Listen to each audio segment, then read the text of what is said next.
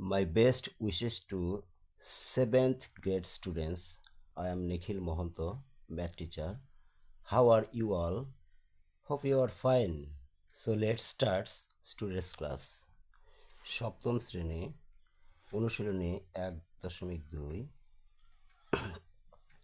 সৃজনশীল প্রশ্ন 23 উদ্দীপকে দেওয়া আছে 384 এবং 2187 দুইটি সংখ্যা। ক নম্বর প্রশ্ন করেছে এখানে প্রথম সংখ্যাটি পূর্ণবর্গ কিনা উৎপাদকের সাহায্যে যাচাই করো। খ নম্বর দ্বিতীয় সংখ্যাটি যদি পূর্ণবর্গ না হয় তবে কোন ক্ষুদ্রতম সংখ্যা দিয়ে গুণ করলে এটি একটি পূর্ণবর্গ সংখ্যা হবে। পূর্ণবর্গ সংখ্যাটি কত? গ নম্বর প্রশ্ন দেওয়া আছে দ্বিতীয় সংখ্যাটির সাথে কত যোগ করলে এটি একটি পূর্ণবর্গ সংখ্যা হবে। তাহলে এসো সমাধান করা যাক। ক নম্বর প্রশ্ন প্রথম সংখ্যাটি 384। 384, তো এই 384 আমরা প্রথমে মৌলিক উৎপাদকগুলো বের করে নেব। তো 384 একটি জোড়া সংখ্যা যা 2 দ্বারা বিভাজ্য। 2 দিয়ে ভাগ করলে আসবে 192। 192কে আবার যদি আমরা 2 দিয়ে ভাগ করি তাহলে আসবে 96। 96কে আবার যদি আমরা 2 দিয়ে ভাগ করি তাহলে আসবে 48। আবার যদি 2 দিয়ে ভাগ করি 24। আবার যদি 2 দিয়ে ভাগ করি তারপরে আসবে 12। তারপরে আবার আসবে 6। আবার আসবে 3। শেষ 3কে আর ভাগ করা যাবে না, এটা একটি মৌলিক সংখ্যা।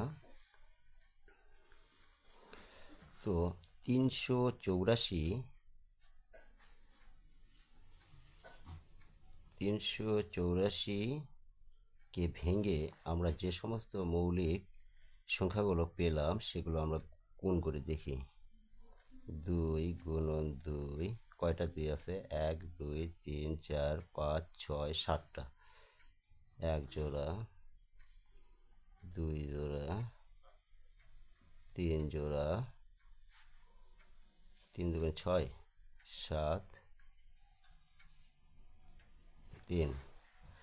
তো দেখা যাচ্ছে যে এখানে 2 ও 3 এই দুটি সংখ্যা জোড়াবিহীন।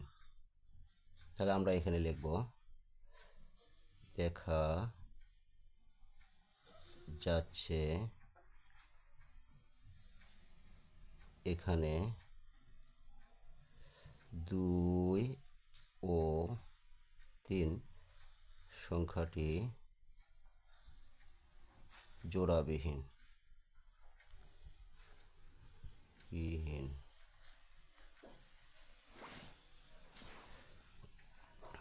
সুতরাং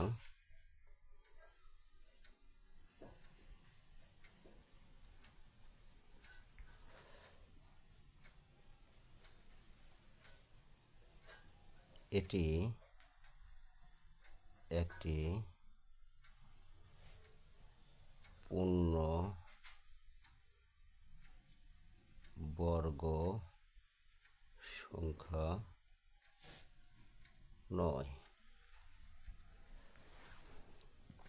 আমাদের প্রশ্ন করেছে প্রথম সংখ্যাটি পূর্ণবর্গ কিনা উৎপাদকের সাহায্যে যাচাই করো। তাহলে আমরা বুঝতে পারলাম এটি একটি পূর্ণবর্গ সংখ্যা নয়। যদি এটা পূর্ণবর্গ সংখ্যা হতো তাহলে এর মৌলিক উৎপাদকগুলো জোড়া মিলে যেত। আমরা একটু উদাহরণের সাহায্যে বুঝাতে পারি যে ধরি 16 একটি সংখ্যা যেটার বর্গমূল হবে 4। 4 4 16। 16কে যদি আমরা মৌলিক উৎপাদকের সাহায্যে যদি এটাকে বিশ্লেষণ করি তাহলে দাঁড়ায় 8 দুগুণে 16, 4 দুগুণে 8, 2 দুগুণে 4। অর্থাৎ 16-র যে মৌলিক উৎপাদকগুলো আমরা পাইলাম 2 গুণন 2, 2 গুণন 2 জোড়ায় জোড়ায় মিলে গেছে। কিন্তু এখানে আমাদের 384কে বিশ্লেষণ করে যে মৌলিক উৎপাদকগুলো পেয়েছি তা জোড়ায় জোড়ায় মিল করতে গিয়ে 2 এবং 3 এই দুটি সংখ্যার জোড়া পাওয়া যায়নি, তাই বোঝা যাচ্ছে যে 2 ও 3 সংখ্যাটি জোড়াবিহীন, সুতরাং এটি একটি পূর্ণবর্গ সংখ্যা নয়। এবার এসো আমরা খ নম্বর প্রশ্নটির সমাধান করব। খ নম্বর প্রশ্নটি দেওয়া আছে, তৃতীয় সংখ্যাটি যদি পূর্ণবর্গ না হয় তবে কোন ক্ষুদ্রতম সংখ্যা দিয়ে গুণ করলে এটি একটি পূর্ণবর্গ সংখ্যা হবে এবং পূর্ণবর্গ সংখ্যাটি কত। দ্বিতীয় সংখ্যাটি